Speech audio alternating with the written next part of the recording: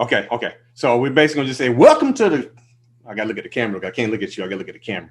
So I gotta say, welcome to the back and forth, or you can do it. So welcome to the back and No, no, forth. go ahead. You got it. No, I'm Welcome to the saying, back and welcome forth. to the back and forth with Chanel Yeah. and me, Kevin. And then, and so now we gotta figure out how we're getting out of this. And on today's show, we have got some good topics. And I'm gonna say, we're gonna talk a little bit about somebody not getting invited to a wedding. Hello. Yeah. Yes. Yeah. So Yes, yeah, we're so gonna talk about basically, that. yeah, somebody's gonna say something like, what one of the topics is gonna be on what happens if you are the co-parent and you don't get invited to the child's to your child's wedding. Okay. And then we got a Yes, we couple, definitely gonna be talking about that today. yeah, and we got a couple other good questions that we received that we saw out there that we want to address. And with that, let's go. And that's and then we I don't know why I did this. This is so What is that? I What don't is know. that, Kev? I'm gonna, let's go.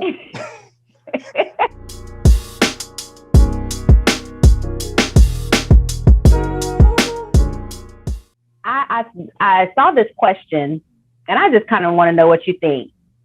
So, this was a single parent, and I'm assuming probably a single mom because I get this question a lot. But it could have been a single dad, but a single. Let's just say it was single mom, and you decide to introduce your child to your teenager, and they're not feeling the guy you with, or they're not feeling the woman you with.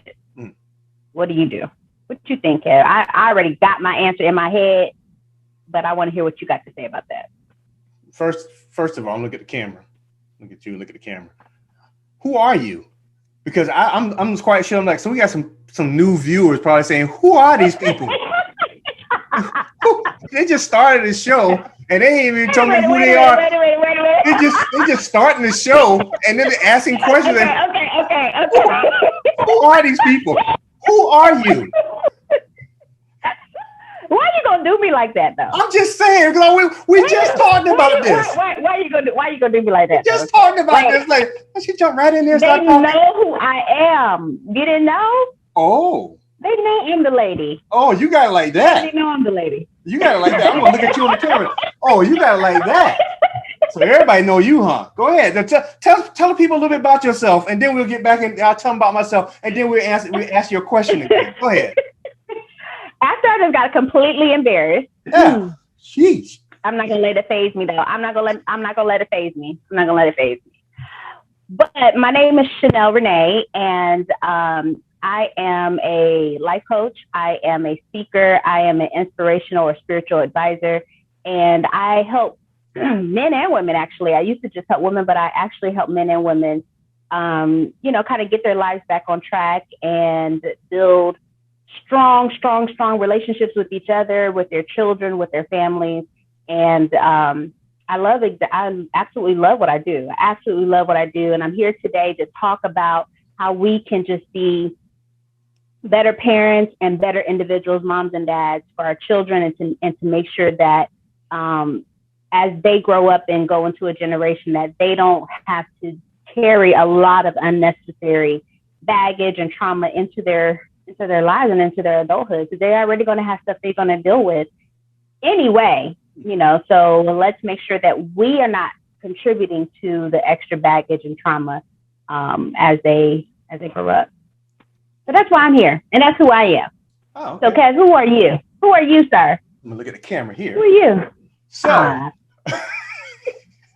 so my name's Kevin Scott, and I am labeled as the co-parenting communication strategist. And you say, why such a long title? Because I help co-parents learn how to become better communicators, not just for themselves, but also for their children. So I've been a co-parent now for over 20 some odd years, and our oldest child is 31 now. And so, I've seen the struggles of how it feels to be a co-parent. Both me and my wife have had to deal with this stuff for years. And, it wasn't until I had to actually sit back and look at myself and see, and take ownership of the things that maybe I did wrong during the relationship, and maybe that I was doing wrong during the co-parenting relationship, that I was able to get a grasp of the things that needed to be done to help out, help me and my ex-wife raise our kids. Far too many times parents get stuck in that loop of trying to do things their way because they feel like they have ownership of their children when they don't. I mean, you're not a quote unquote single parent if there's another parent out there that can help you. You can say we are parenting together and the kids live with me at the time, but sometimes the language we use that confuses situations, and it could make it go for the positive or go for the negative. And so I'm here I coach, I'm an author, I train and I speak, and to other co-parents out there to help them learn how to become better communicators, because if you have good communication skills, it can help you to alleviate a lot of the conflicts that may be coming your way. And that's what I'm here for. Awesome. All right, now, Awesome. what was your question? I'm gonna look back at you inside the camera over here.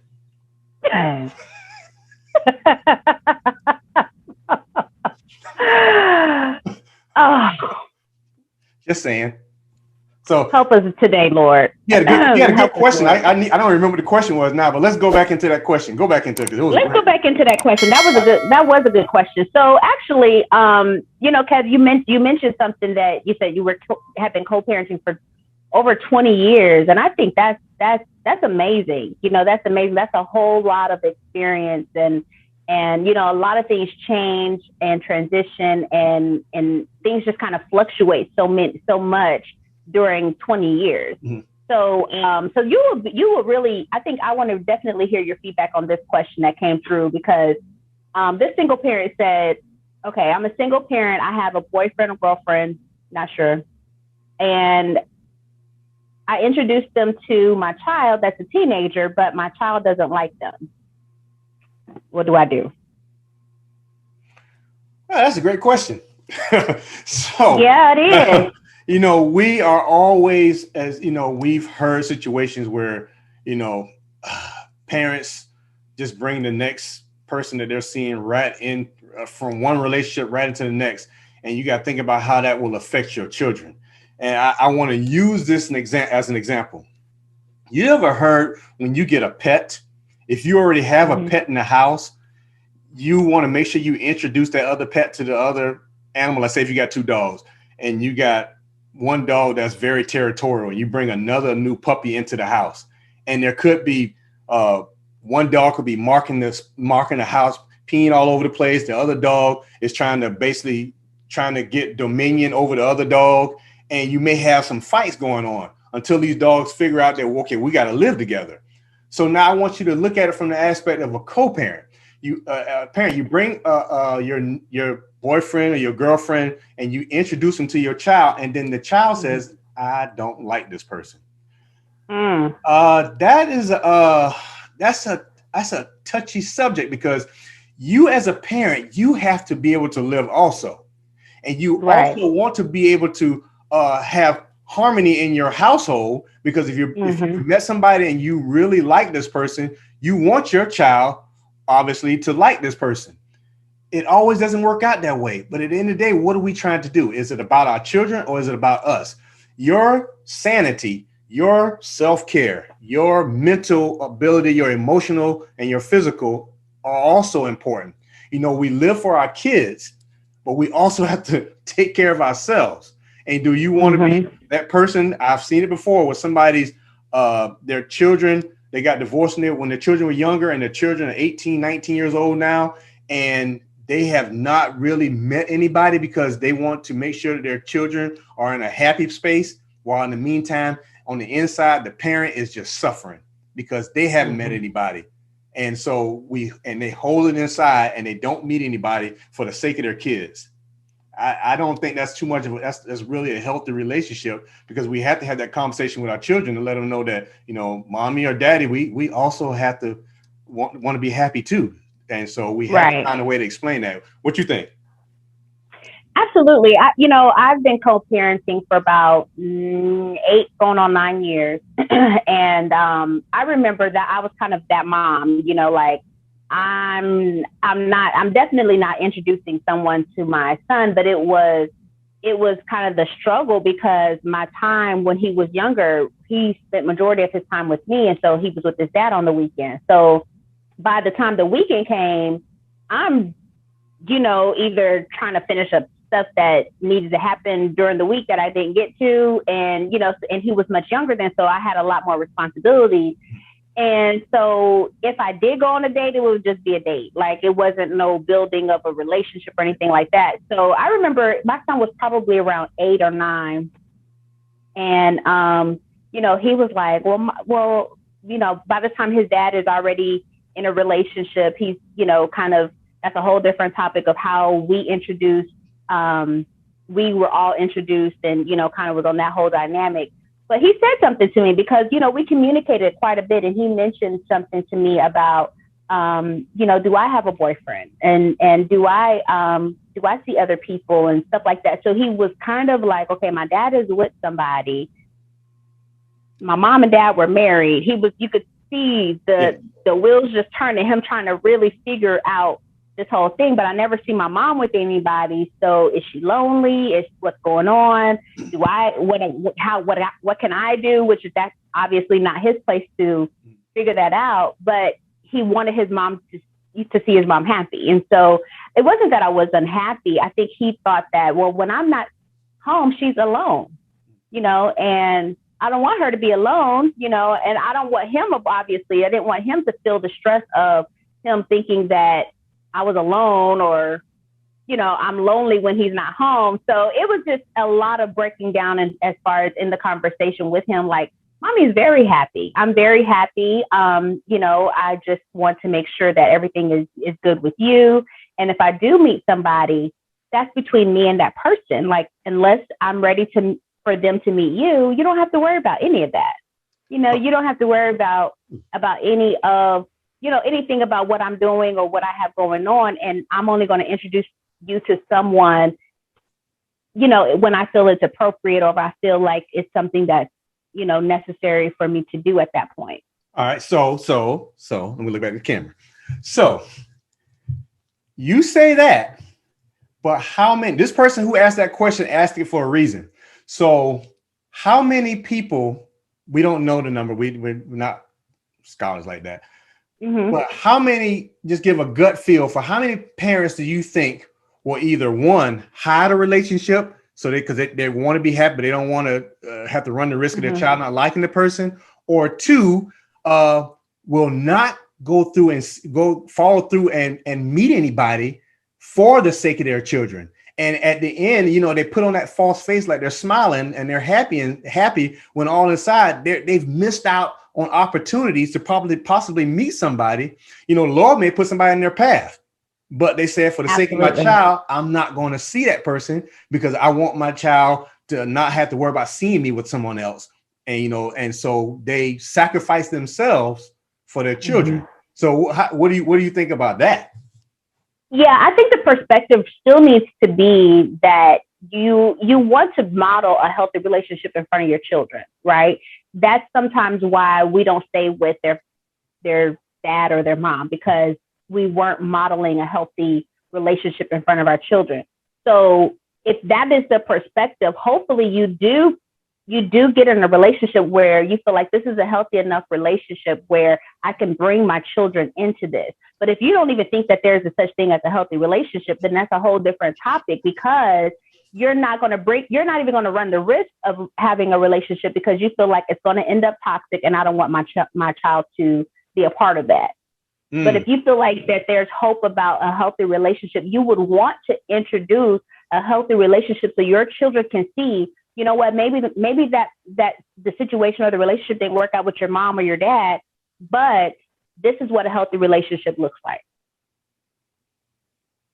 You got to look. What's that look? What's that look, Tev? Oh, hold up. You wait a minute. Wait a minute. First of all, you're not gonna speed past that like you didn't just say what you just said. Now back up and say you just brought up something, because I want you to hold on to something you just did there. Because how many people have you seen that we're not saying any names here, but you've seen people bringing people in and out of their house when they have a child. You know, they may be fresh out of a relationship, but they have a child that's in the house, and you've heard them say, "This is my life. This is not my child's life," and they do what they want to do regardless, and not knowing the effect that it's going to have on that child. Because I'm going to wait for you to say something, because I'm going to tell you something from another end where I see how that has affected a child. You go ahead. Yeah, absolutely. So I do get that, but at the end of the day, for the sake of your children or your child, there's just certain things you can't do, period, because you're a mom. Okay, you can't be out there twerking on the pole because you're a mom. I'm gonna say that again. You can't just be out there twerking on the pole because you're a mom. Because certain things, when you graduate from being single, ready to mingle, just doing your own thing, your life is your own. Now you become somebody's mom. The only twerking you need to be doing is in your bedroom, and that's between you and your husband. But you can't be out there twerking and being somebody's mom. You just can't be doing that. You done gave me four twerks in less than a minute. So, yeah. So now, and that you bring up some great valid points.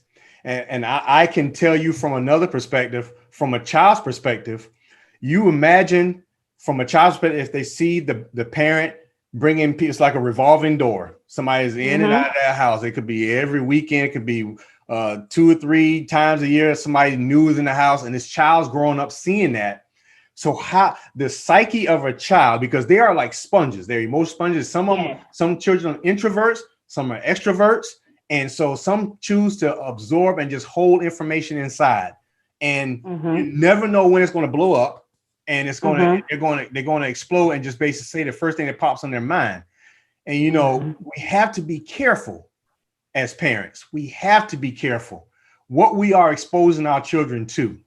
Yes, it's your life, and I understand that it's your life. You have the right to do whatever you want to do, but I always want you to remember one thing.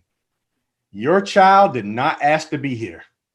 Right. We brought our children into this world, and we have to set a positive environment, put them in an environment where they can thrive and be the best people that they can grow up to be.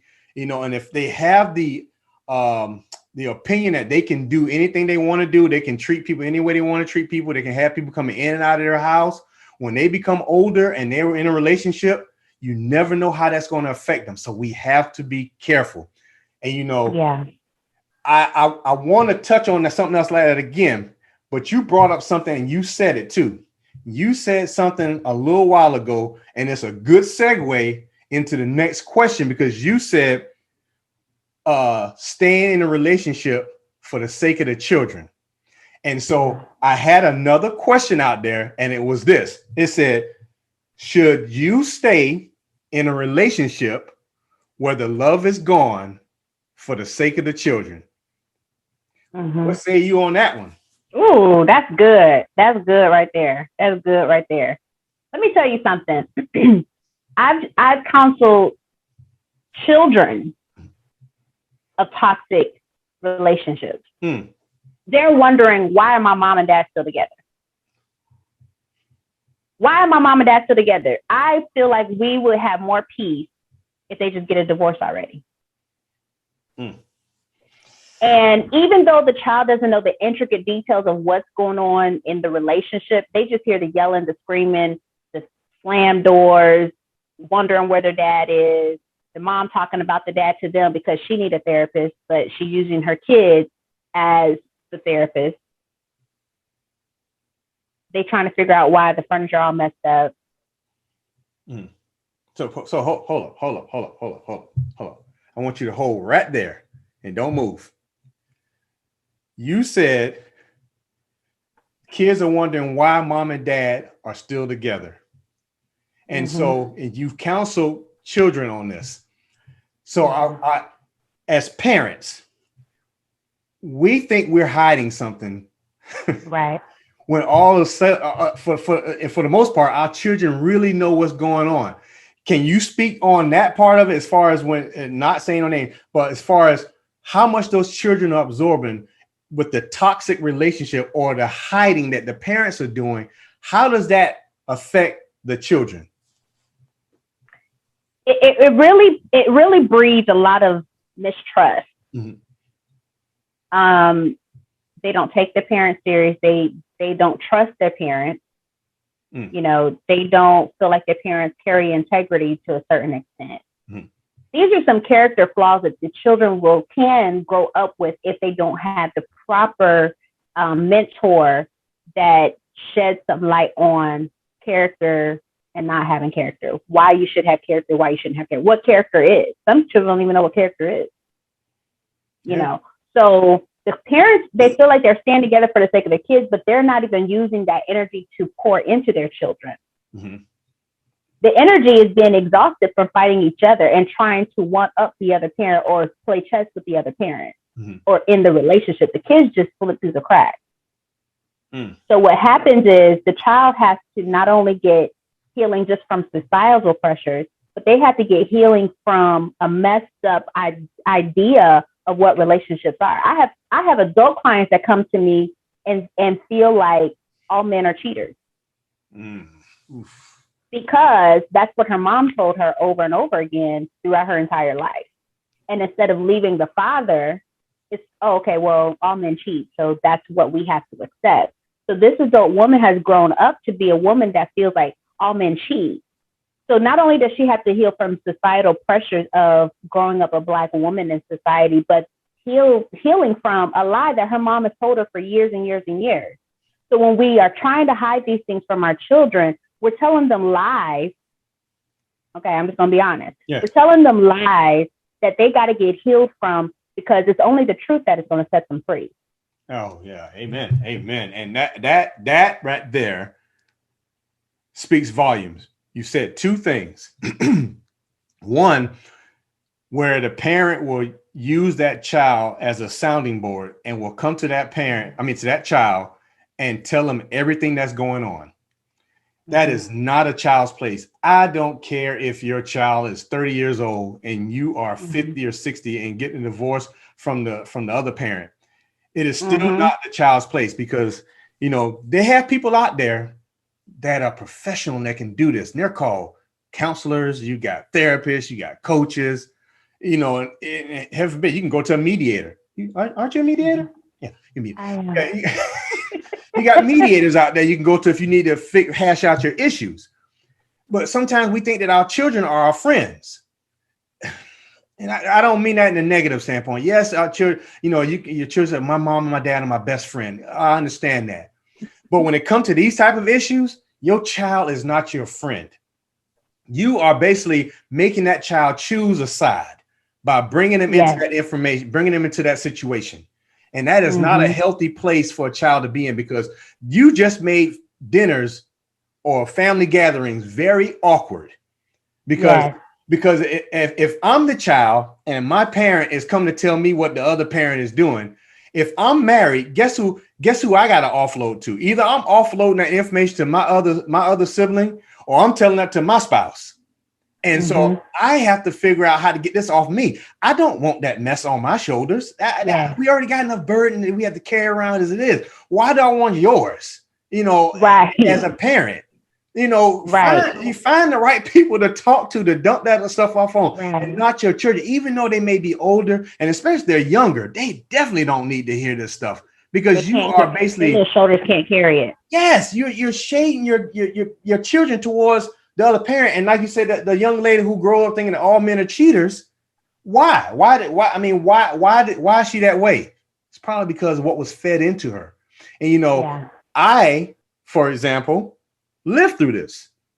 My daughter came and told me one time, after she was grown and older, and this is probably years ago, but she came and said, I was glad when you and mom got divorced, because I know y'all was always arguing and y'all was mumbling and y'all wasn't saying anything. Y'all weren't talking together, talking anymore. We were happy. And my daughter at that time, I think my daughter was 4 or 5 when she recognized this stuff. but she told me this stuff when she was older, but she recognized this stuff as a child, like in kindergarten, first grade, she recognized this stuff. Wow. So we have to be careful. Kids are smarter than we give them credit for, Yes, you know, and we absolutely. we can't just turn the blind and say, well, you don't see this, you know, you know, as a parent, we're going to stay together, you know, until the kids are old enough, and then we'll move on. So imagine Actually, you know what? I think that's a lie. That's a lie in itself. Oh, no. I'm just gonna call it out. I'm just gonna call it out because that's a lie. Because it's a lie. A lot of the reason why people stay together is financial. You got it. I mean, it's more. Yeah, it's deeper than just we doing it for the kids. Yeah. No, you just stop lying. Yeah. Y'all doing it because somebody ain't got their finances together, so then y'all can go live in peace. Yeah, you could be living a lie for how many years? If this happened, if you've been doing this for 10 years and you live in that lie, and if you ever saw I Love Lucy, you know, Lucy and Ricky had separate beds. And, you know, we don't think about that stuff nowadays, but what was going on in that household? Huh? Just saying.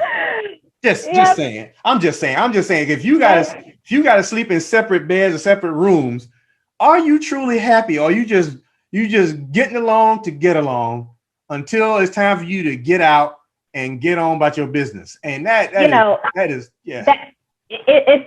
you know what? I've always my grandparents on my mom's side always have had separate rooms.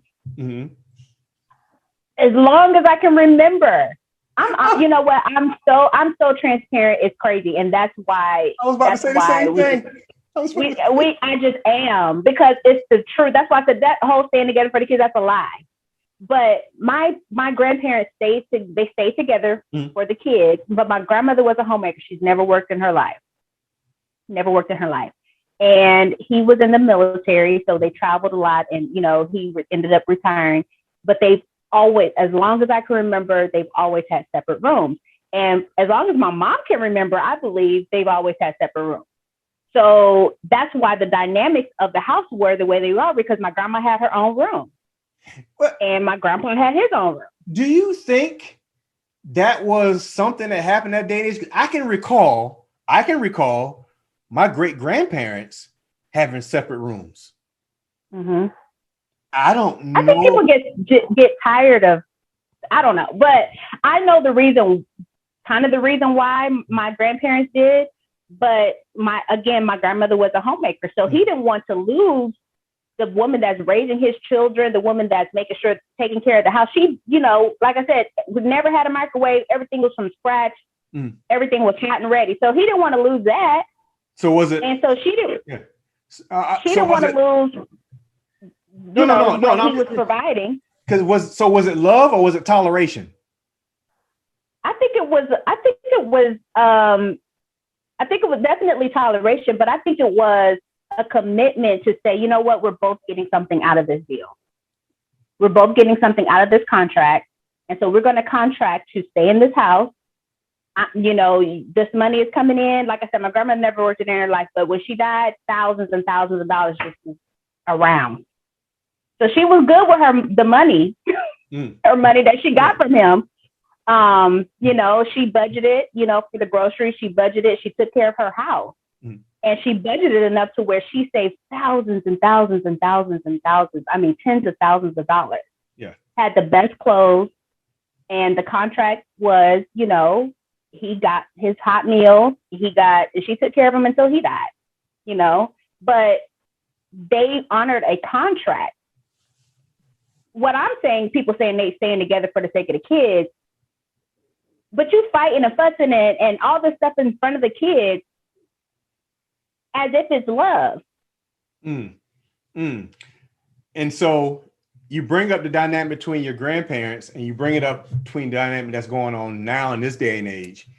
And so could you see can you compare the two between back then and now when somebody's saying they're staying together for the sake of the kids and trying to just hang in there, I would say a little while longer, just until so the kids can move on, and then we can figure out how we're going to separate these assets or do what we got to do. And so, that's why I'm saying they never separated. They never separated. Yeah, but that's what they do now. By the time when I came along, everybody was grown.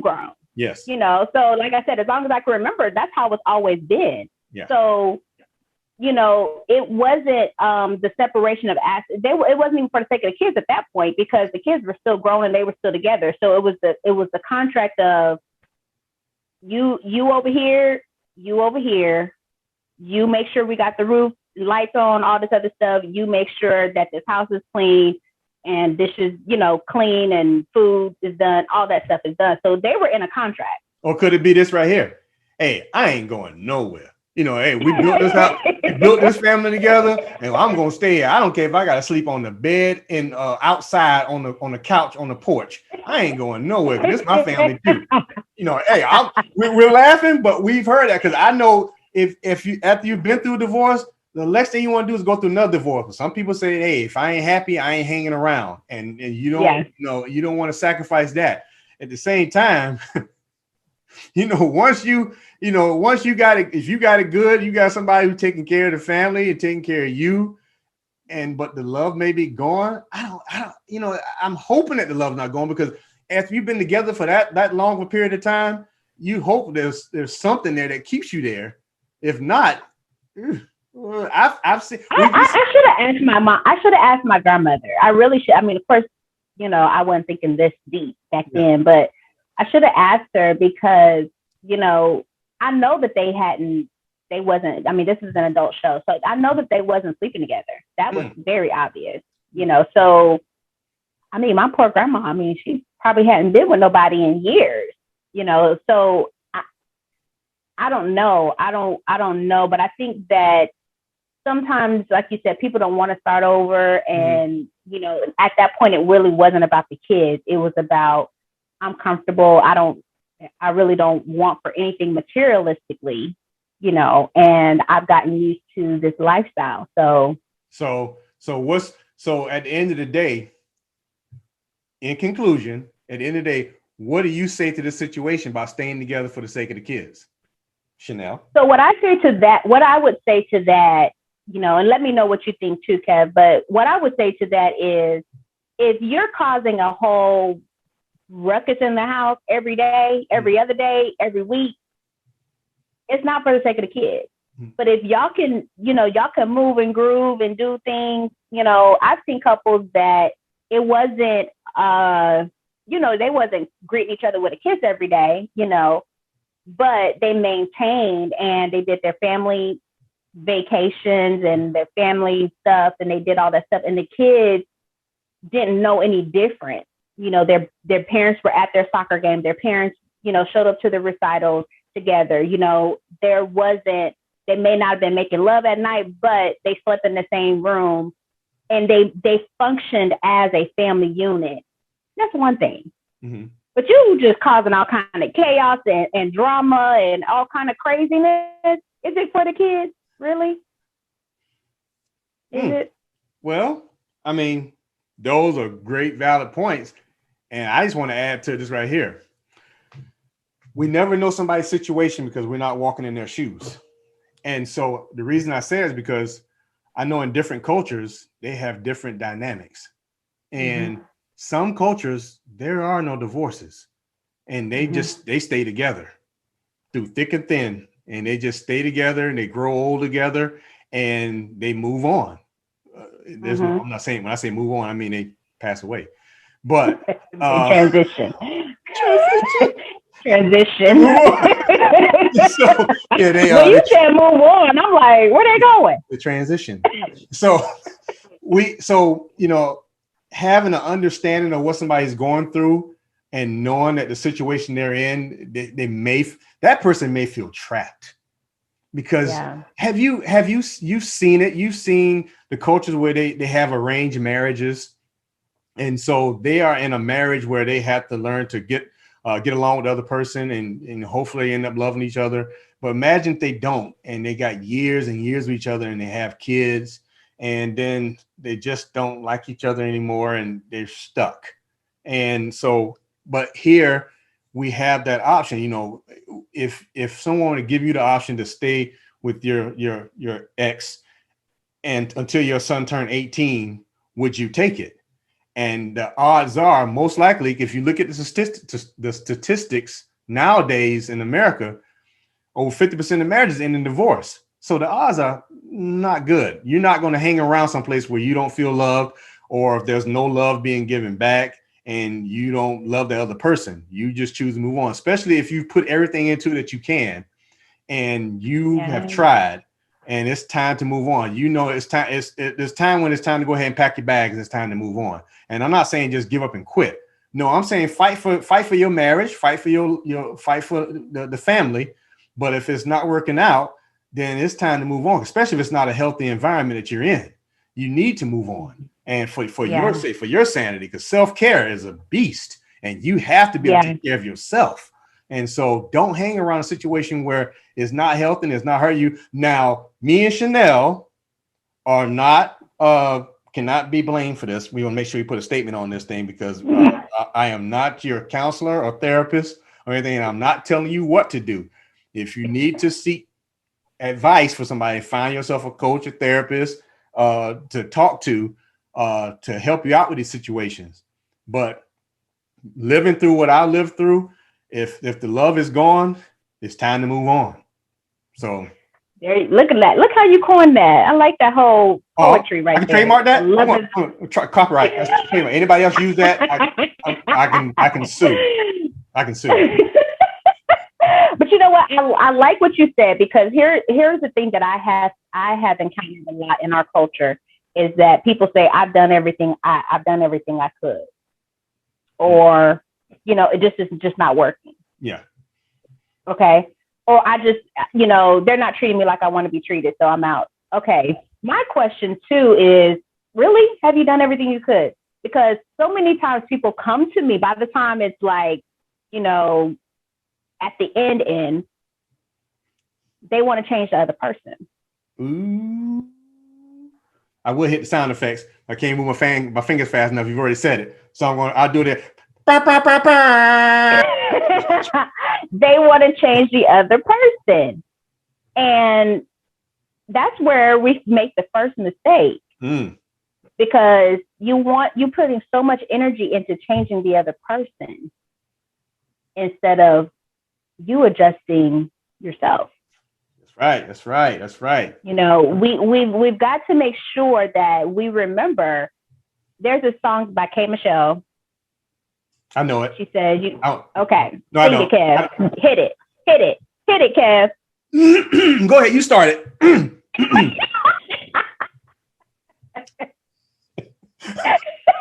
But you can't raise a man. He already grown. What you gonna do? You can't change him unless he's in diapers. So hopefully he's not in diapers. You got diapers on, Kev? Oh, no, ain't no diaper on. No. What? No. Hey, there's anything wrong with that. For people who have to wear diapers, there's nothing wrong with that. If you have to wear diapers, you understand. What I'm saying is right here, because I'm jumping on your statement. You can only control you. Far too many times we get caught up trying to change the other person when we should only be worrying about ourselves at that point, because nobody's perfect and we got our own flaws. And if you are on that journey to changing yourself, it's good. That's good. The other person, you cannot wait for them. And which means that, now I'm going to pull up scripture here. I'm not going to pull the scripture out. Go ahead, Ken. We're going to go to church for a little bit. We are not evenly yoked. Meaning, where I'm at on my journey, you may not be. Or where you're at on your journey, the other co-parent may not be. So if you're trying to better yourself and the other co-parent's not, you can't hold it against them. You got to keep it moving. That person wants to come try to get up to your level. Let them do it on their own time. And don't sit there and try to hold it against them, because now you're worrying about the other person. Because I'm going to say something I always say. When somebody's done you wrong, guess who's losing sleep at night? You are. That other person has moved on about their business and they're probably wronging somebody else. And so if you're spending your time worrying about if that other co-parent's going to get themselves together, and because you're getting yourself together, you're wasting energy. You're wasting time, because where your focus goes, your energy flows. And Absolutely. if you keep Look at you worried with the about poetry that, today. okay, I'm sorry. Yeah, I'm on that thing. And so if you are worrying about what that other parent is doing now, you're wasting time. Use that energy on something for the good, on yourself and your children. I'm sorry, I'm about to flow. I'm about to. You were flowing. You can go take the mic, sir. Please take the mic and drop it. I don't want to take the mic because we got a situation right here. We talking about marriages and stuff like that. What is that scenario you had? And we were talking about something with that hot topic we were going to be talking about today. Oh, the hot topic. So the hot topic was this.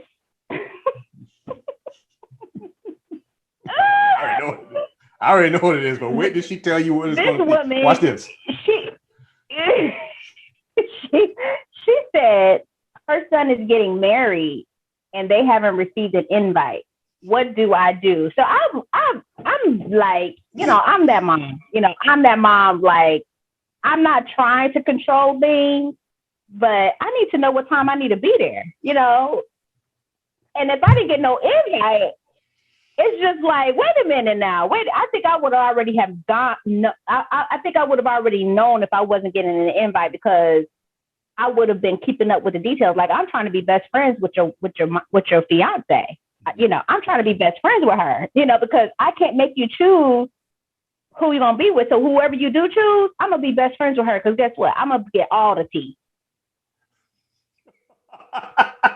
Well, it might be a limited number of seats. It might be a limited number of seats, though. You can't have them all. That's why me and her gonna be best friends. And that's probably why you didn't get invited. Because me and her are best friends. We are besties. No, because you tried to get all the seats.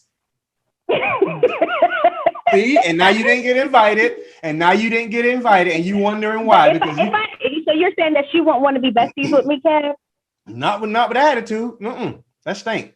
So wait a minute now. I'm just saying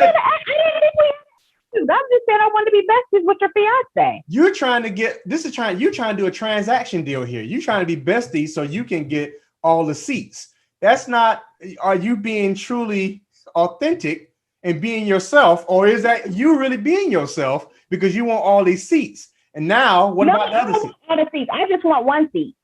Oh, so you said, first of all, you said you wanted all the seats. You didn't say, I'm just trying to make sure I heard all the tea. I want to get all the tea. All the tea. Okay, well, here I am listening on. So now, if I'm the son, you just didn't get invited because I heard wrong. And see, there we go. Miscommunication, and we didn't get a full understanding of where the other person was coming from. So I was not actively listening. You see, I was responding to you from what I thought you said. Trying to figure out where you were seeing all these seats. I was like, I don't need all the seats now. Okay. So this right here is a good scenario because, for one, you have to think about what kind of family dynamic do they have. For her not to be invited to the wedding, what kind of person is she? Is she a messy person? Is she somebody who stirs the pot and so she's toxic, so nobody wants her around anybody because maybe she said something about the child's spouse to be, and so they don't want her around for the fear that she may pop off at the mouth at the reception, or she may stand up when it says anybody here that does not want these two to be married. So you have to think. That's why I say, there's three sides of all the stories. His side, her side, and then the truth. And I wonder what kind of person she is to have not been invited to your child's wedding. There has to be a good reason. And I'm just going through that kind of stuff right now. Not me personally, because my daughter's getting married coming up. And, I have to give my daughter away. But had I not been invited to the wedding, I think I feel some kind of way.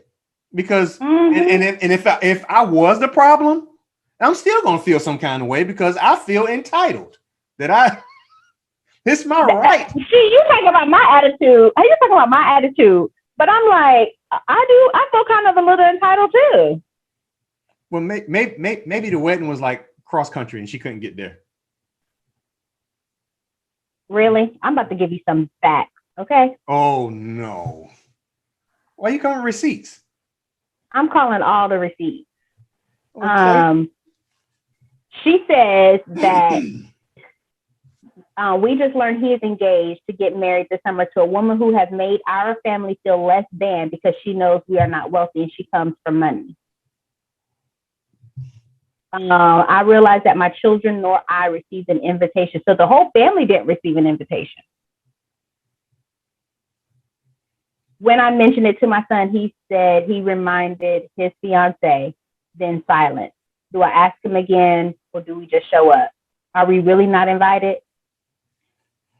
So now you come with the receipts. Even though I knew that, I'll just, add the suspense to the story. Add suspense to it. Yeah. So that's why I said, what's the dynamic? Before we pass judgment on somebody, we have to understand what's going on. As co-parents, we're going to be caught in positions and situations where they are out of our control. Let's just put it bluntly. Our children grow up to be adults and they begin making decisions. And the decision you might not agree with, but those are the decisions that they make. And with every decision, there's a consequence. So, if his fiance is not inviting those parents because of their financial situation or their status, then we have to be careful, because one day you never know when rock bottom is going to come. And lo and behold, you sitting there depending on somebody else and need their help. The same people you stepped on to get to the top or to maintain your position may be the same people you need one day when you're on the ground looking up, trying to get a handout or get a helping hand. And so we have to realize that, yes, we raised our children. We raised them to be the best people that they can be. And even if you're in a situation where you didn't have much involvement in your child being raised, you want your children to be productive and to be good people out there, and not to be somebody who's looking down on somebody or just not treat somebody as you would want to be treated. So this situation right here is messy. And honestly, that's going to have that's going to leave a lot of scars, a lot of hurt feelings going to be left behind because of this. Because you got to think, is he even going to be welcomed back into to come to visit the family? What if he had, what's going to happen when they have children? Are they not going to introduce the children to the grandparents now because of their status? I'm just going to be honest with you on this. Yeah. If this woman can treat his family like that, how do you think she's going to start treating him? Well, you better live up to what he's living up to. Like, what if he loses his job? Because whatever it is that even got her interested in him, what if that goes away? Or she gets cut off, or she loses her job. So the premarital, I talk about pre-family, blended family counseling, but of course that goes along with premarital counseling. Like, are they bringing up these concerns in the premarital counseling? Yeah.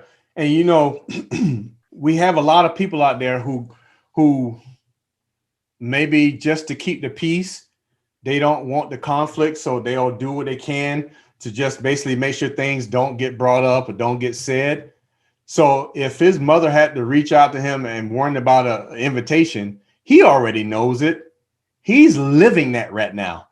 And either he's okay with it, or two, he just doesn't want to deal with it because, he's trying to keep his happy home to be. And, so this is one of those tough situations. But as a co-parent, like I said before, my daughter's about to get married, and we were all able to get on a Zoom call about a couple months ago, all the parents. So my future son-in-law, his mom got remarried, so he has a stepdad. His dad got remarried, so he has a stepmom. So he has two sets of parents, and my daughter has two sets of parents. So on this Zoom call, we got all these sets of parents on a Zoom call at the same time. So you talk about being able to get along, Yeah. That you talk about a real funny Zoom call. We were all able to have good conversation and everything. But could you imagine if somebody wasn't invited to that wedding and one set of parents was missing, because everybody's wondering, where's the other parent at? Is your mom or your dad coming on? And you can't say anything. You're like, oh, no. But we're just blessed and fortunate that we're all able to get along and be able to help our kids out to be able in their wedding, because a lot of situations are not the same. A lot of stuff is toxic and they don't, they don't. That's a good point. Yeah. That's a good point to even bring up, Kevin, because both parents getting in a relationship or getting married, that should be something when you're talking about bonus parents and having a bonus parent, like these different transitional periods in our children's lives, like graduation, weddings, childbirth, all of those things that they're going to be a part of, that all of you're going to see, your ex-wife and her husband, and how is that, are these people that we're involving ourselves in a relationship with, are they mature enough to be in settings like that and not feel insecure that's about these settings? Yeah, that's we haven't really had to think about that kind of stuff, because after me and my ex-wife were able to get along and bury that hatchet years ago, we don't, it doesn't bother me anymore. But I could imagine had this happened, had my daughter got married like 6 or 7 years ago, that would have been a funny situation. And I'm not being funny as in funny. I'm talking about so awkward. Yeah. And so you have to be able to go through that thing in order to grow from it. And a lot of people aren't there. That's why we have labels on people's names now as the narcissist or the person who's I don't curse, so call them any kind of name, so, and we hold on to that stuff instead of letting that stuff go, growing from it, trying to mature and being better people. Sometimes we just try to hold on to those things until we take it with us to our grave. We all make mistakes. Yeah, we all make mistakes. But are we able to extend grace? There is when you start growing, when you're able to extend grace and truly mean it, and be able to smile and keep it moving. I didn't say you have to act fake, but being able to move forward, because if you don't, you're stuck. And you're holding yourself back. And so you have to be able to go through that thing. Absolutely. I remember when I actually had my son, he was the first grandbaby on both sides, on his dad's side and my side. So everybody was at the hospital, my mom, my stepmom, my dad, and so it was kind of awkward because I'm over here thinking I want to have natural childbirth, no medicine, all this. Where's everybody at? Yeah. Well, they were in the room. They were in the room as I was going through the contractions, but my mom and then my stepmom, that was the awkward moment, because my stepmom wanted to be chatty with my mom and my mom wasn't there yet. She was just like, why is she talking to me? There we go. That's what I'm talking about. And she's all in my ear. I'm over here having contractions now. She's in my ear like, Chanel, why is she talking to me? Are you kidding me right now? Are you kidding me? Why are you even whispering in my ear right now? I'm trying to go through a contraction. Oh, Lord. Oh, jeez. Yeah. Well, we have to. I don't know how it was growing with you, but I remember many a times my mom, I must have just said something in the car before we go into church, and my mom done left my arm purple from pinching me, and she walked into church with a smile. I'm walking to church straight face because I'm not trying to cry, and you better dry it up. And how you couldn't do that at the time because you had other things you were taking care of. But imagine trying to keep that face like, this is awkward right now. I'm just trying to have a baby. Trying to have a whole baby here, people having over here whispering my ear. Yeah, other conversation in your ear about other issues. Like, we're not even worrying about that right now. And that's why I talk about being hung up on stuff from the past. Like you say, your mom wasn't ready to go there yet. She wasn't ready. The stepmom was, is she losing any sleep? Probably not. Not that I know of. She was trying to do her thing. Like, I'm gonna rub Chanel's legs because her legs need to be rubbed. And that's I'm like, I'm not gonna stop her. And you brought up a good point, because what are we supposed to be doing this for? Are we supposed to be here for our children, or is it about us? Right. That's it. There we go. There we go. And there it is right there. So, Chanel, what you got going on? You know, because we heard a little bit about you. We heard a little bit about you, but what do you have like going on with the things you do right now? So I'm coming out with a book, ebook actually, called transitioning into single parenthood. Mm-hmm. You know, just the life after divorce as a parent. And you brought up a point. You were like, it's not single parenting if you have a parent that you are parenting with. Mm-hmm. And that is so true. So I'm thinking about that, because you're not, if you are parenting with someone else that is willing to participate in it. Mm-hmm. But really just the transitional period, you know, writing about the transitional period, things to think about so that you can kind of still keep the ball rolling, because life don't stop. Your children's life don't stop. You really don't get no breaks. Yes. You really don't get no breaks, because they still have growing to do. They still got things going on. And that's why I always recommend you get your personal healing. I always am amazed when people come to me and say, Chanel, I got this and this going on, but I need help on how to deal with that. Mm-hmm.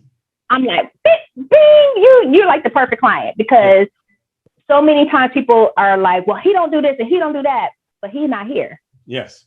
He's not here. Yeah. So this book is really to help parents with how they can work on their own personal development as they are transitioning from being married to being a mom or dad, and how they can be there emotionally for their children, you know, physically and emotionally there for their children as they're going through their own healing process. Oh, and where can they find you at? They can find me on Chanel Renee Speaks on Instagram, and Lady Chanel Renee on Facebook. And then, of course, my website, you can go to crisisandbeyond.org. All of that will be in the comments. You can catch that link and then follow me on all of my platforms from there.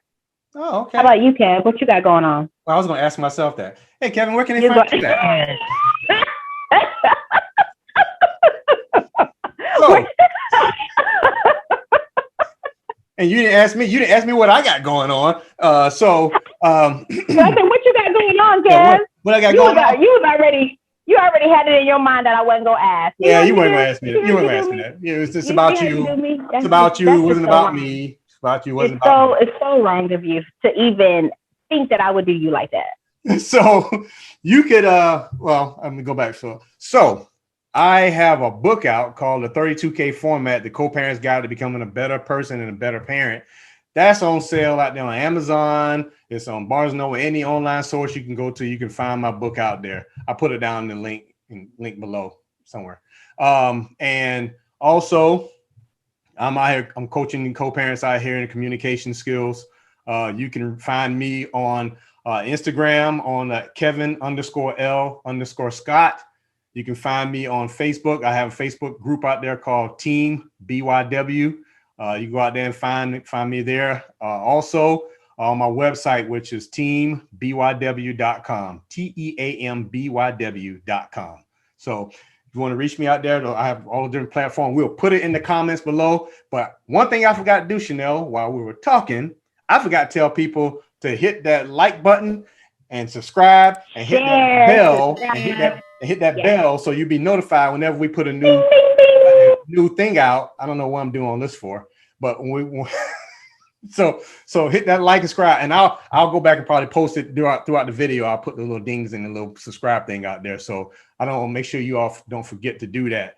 But so until we come back at you all on the next show, we want to tell you all to stay safe and be blessed. What you got, Chanel? Yes. Take us home. So yes, absolutely. God first and safety second. And one of my clients taught me that. God first and safety second. Make sure you stay safe out here in these streets. Make sure you are living your absolute best life. Okay? Make sure you do that because your kids are watching you. And that's it. We'll see y'all next time.